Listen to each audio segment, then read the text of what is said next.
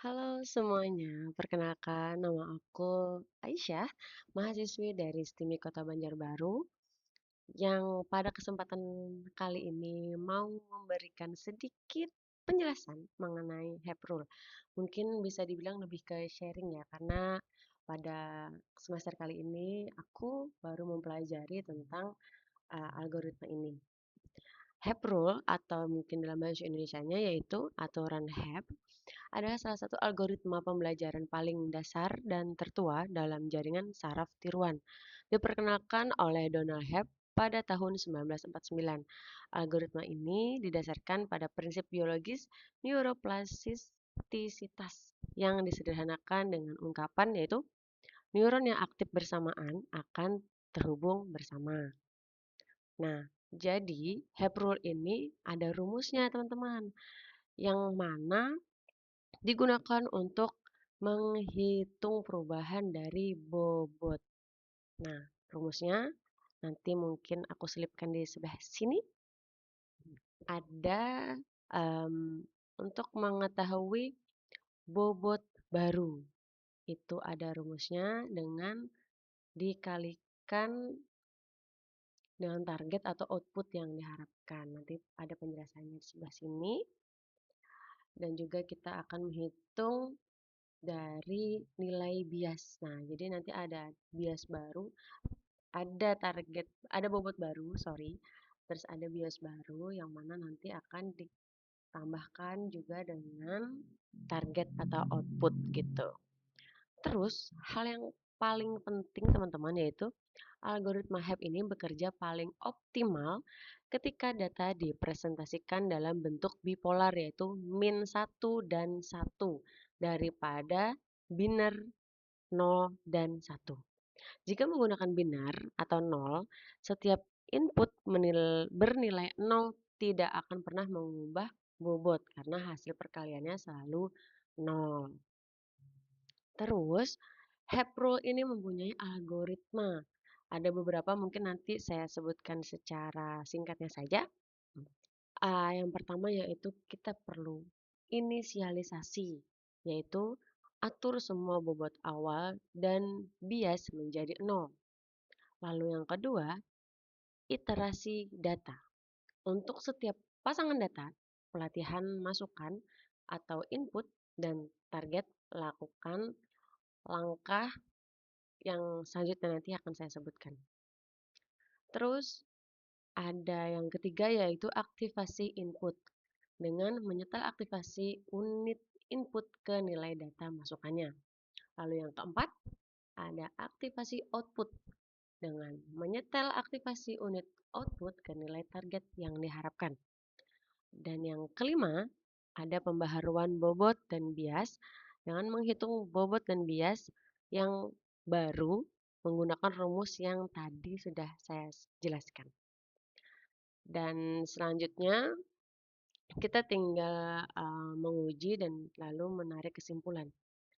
Aku ada sedikit contoh untuk penggunaan rumus dan penghitungannya. Kita akan buka nanti ada beberapa coretan yang lebih tepatnya sudah saya kerjakan. Untuk contoh dari HEP rule yaitu seperti ini. Nah, untuk contohnya kita ada di kuis 7. Jadi untuk teman-teman semua bagi yang mau belajar mungkin bisa disimak. Di sini kita ada 4 data, yang X1-nya adalah min 1, X2-nya min 1, Y-nya juga min 1. Terus ada data 2-nya min 1, 1 min 1, data 3-nya 1, min 1, min 1, lalu data 4-nya 1, 1, 1. Nah, untuk data 1 yang pertama kita lakukan yaitu mencari W baru. Nah, ini ada rumusnya, kita masukkan langsung. W1 sama dengan W1 lama ditambah X1 dikali Y. Jadi 0 ditambah dalam kurung di sini karena minus dikali 1, sorry, maksudnya min 1 dikali min 1, lalu di sini hasilnya 1. Nah, untuk W2-nya juga begitu. Jadi, W2 yang lama ditambah X2 kali Y. Kenapa yang lama selalu 0? Karena kita anggap dia berawal dari 0, lalu dia berubah untuk menjadi X yang sekarang, yaitu menjadi min 1 ataupun menjadi 1. Jadi kita masukkan ke dalam rumus untuk yang W lama atau bobot lama itu selalu 0. Nah, setelah itu kita untuk mendapatkan biasnya kita masukkan rumus yaitu yang B lama tambah Y. Nah, lamanya pasti 0 kan, karena tadi anggapannya belum bergerak, belum ada sama sekali lah untuk biasnya gitu. Jadi jawabannya min 1. Lalu kita uji datanya, apakah benar data yang di atas ini hasilnya seperti itu. Di sini ada X yaitu min 1, min 1. Kita kurung, terus untuk mencari Y, kita masukkan rumusnya B ditambah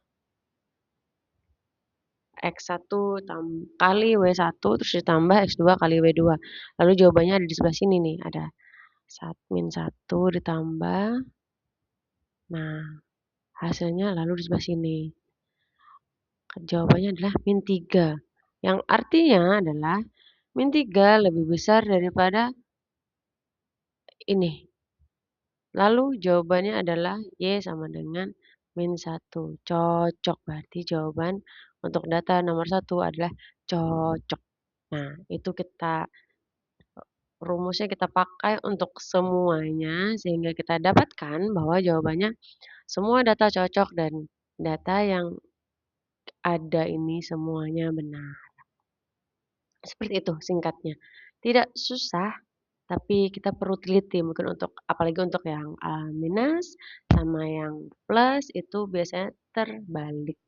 Nah, seperti itu. Singkat penjelasan dari aku.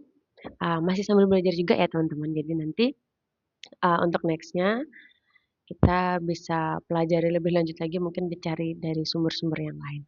Siap. Terima kasih. Sampai ketemu lagi.